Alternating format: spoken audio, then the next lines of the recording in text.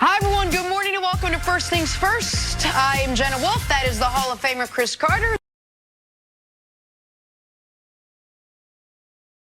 This is Nick Wright. We continue on with our Halloween theme because it's Halloween soon. We got a lot going on this morning, which is great because we do a morning show. Odell Beckham says the time is now for the Browns to fix their mistakes, you think? The Patriots' schedule is about to show us who they really are, but this morning, we're going to start with the NBA because the once mighty Warriors are looking just for their first win of the season, taking on the Pelicans last night, and Steph Curry said enough is enough. He went off for a team-high 26 points and 11 assists.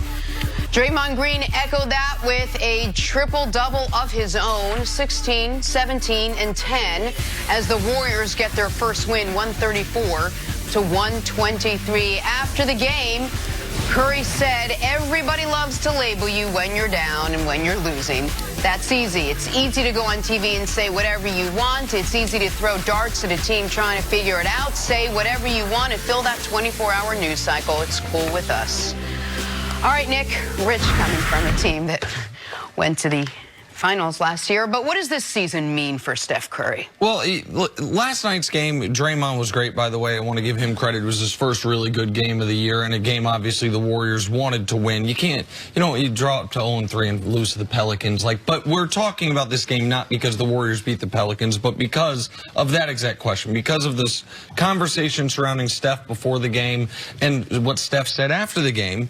And what it means for what this season is going to allow us to see with Steph is what type of superstar is he. We know beyond a shadow of a doubt that he is the greatest shooter of all time, that he's a champion, and that when he has a complementary cast of other great players, he can be one of the most selfless superstars we've ever seen.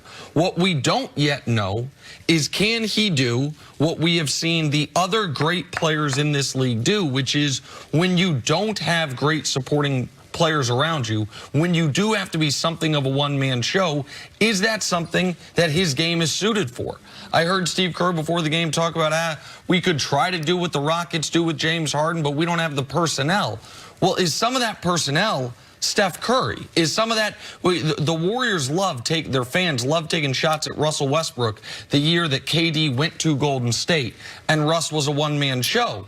But what Russ did that year with the second-best player of Victor Oladipo and a third-best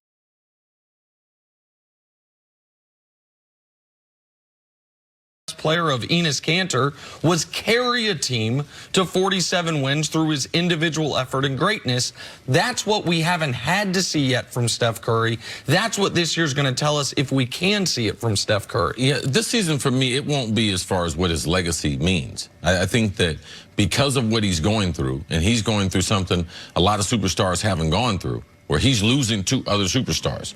He lost KD, going back to Brooklyn, and then Clay is hurt. So this roster and who Bob Myers is able to put around Steph in this first year, it's a little limited based on what they're trying to do. They were trying to keep the big three, their big three together, that being Clay, signed him to a max deal, signed Draymond to an extension, traded for D'Angelo Russell. But they were limited as far as their overall movement, and I'm not going to have his whole legacy hinge on the players around him right now. I think Steph Curry is definitely one of the best players that we've ever seen. The league is adjusting. I know that he'll still be one of the best players in the league. He's very unselfish. So I just want to see how it plays out. I don't know what type of team that they have. In the first couple games, he deferred to his teammates, trying to get them involved, trying to fill them out. In last night's game, you could see from the beginning, he was far more aggressive, taking over, realizing that he's got to be able to take the lead from the beginning because they're not a very, very talented team. What strikes me is we're just 5 minutes into the season, and there's a bit of a woe is me attitude we heard it from Draymond, a little bit from Steph, but they've got 3 All-Stars on this team. It's hard to feel sorry for this team. It's not like they lost everyone and Steph has to carry the entire team on his shoulders. Well, they have 2 All-Stars and only one's an offensive player. Okay. So it puts a tremendous amount of Well, D'Angelo Russell is an all-star. Draymond's well, I mean, he made the all-star team. He's not a perennial all-star. Okay, in the most recent season, he made the all-star team, and he was brought there for his offense, so they had something in the interim before. Yes, absolutely. Back. Yeah, he's a one-dimensional player. They have one other player. I wouldn't call him a star player. He's a max guy. He's a max guy, not a superstar player. Yes. There's different tiers, and I think people know where D'Angelo fits. But to your point, Jenna, the reason the woe was me stuff was irritating is you got to feel like the Orlando Magic fans are like, oh, really? Like this is what we've been trying to build without a Steph Curry. We'd love to have a D'Angelo Russell for a decade now. But Chris, I agree with you that there is part of Steph's legacy that is cemented and will be cemented forever. He's one of the 30 greatest players of all time. He was the first unanimous MVP, and shooting is one of the most important skills in the sport, and he's unanimously regarded as the greatest shooter ever. But can he do what we've seen Harden that same year that Durant went to Golden State? That's if you're comparing these guys. Like, if you start this season, you're saying, hey, I'm trying to compare these guys right now in history. No, I'm not trying to compare them right now in history because Harden has his own path. Harden hadn't won anything. So trying to compare him and Steph, like, that's not the comparison we could make. We should take Steph with someone who's away from the game, someone like Isaiah Thomas or something, compared to someone who's currently okay. So Dwayne Wade then. Dwayne Wade, the year before they got LeBron and Chris Bosh, when his second best teammate was Michael Beasley and his third best teammate was Udonis Haslem, they won 47 games off the strength of Dwayne Wade's brilliance. Like, we have seen, hell, Kobe, after they lost Shaq, that first year they missed the playoffs. The next 2 years they got there when the teammates around him before they got Powell were not good, and he averaged 33 a game those 2 years put together. Like, and I'll throw out the big men because big men, it's a different thing. We've seen perimeter guys be put in the position Steph is in. It's why I said going into the year I think they're going to make the playoffs, and that I think that if Klay comes back at the end of the year, they could be a dangerous playoff team because I believe Steph can do it. But we are now, there's an unknown factor. Like, we'll never know how Harden would have looked if he were on the Warriors in place of Steph Curry, if he had that shooting and that system and that around him. We're now getting an idea of what Steph will look like when he doesn't have that around him. And as far as when you're trying to climb up the all-time ranks as far as the greatest players of his generation, that stuff matters. But shouldn't he be able to do it?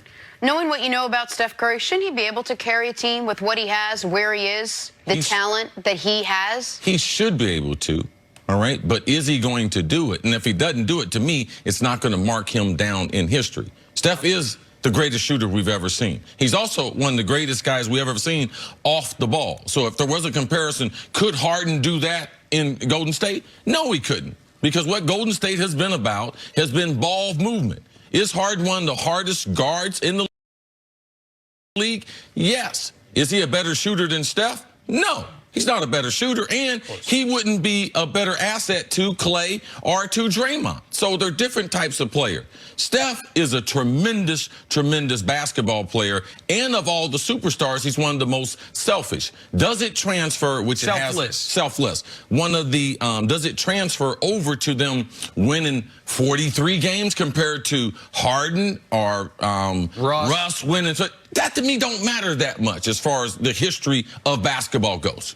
You mentioned that he can't hurt himself. You know, I believe you can't go backwards legacy-wise. I agree with that. I think that the idea that Steph, if he would have just retired after last season, could somehow be worse off playing this year than not, I reject that on its face. I don't think he can go backwards legacy-wise. But he can answer. There are some unanswerable questions. Chris said we know. I don't know if you said we know, but Harden couldn't do what Steph did in Golden State. I don't think he could have either, but we don't know because he doesn't have the skill set. But did he develop this type of game? It's a hypothetical. Did he develop this type of game out of necessity or because it's the only thing he can do? The point I'm making is with Steph, it now removes it from the unknowns. We now get to see it and see what he can do with a more typical NBA roster surrounding him. All right, we're going to take a break, get to some football on the other side. Coming up, any chance Odell and the Browns can salvage their season? That's next on FS1. You can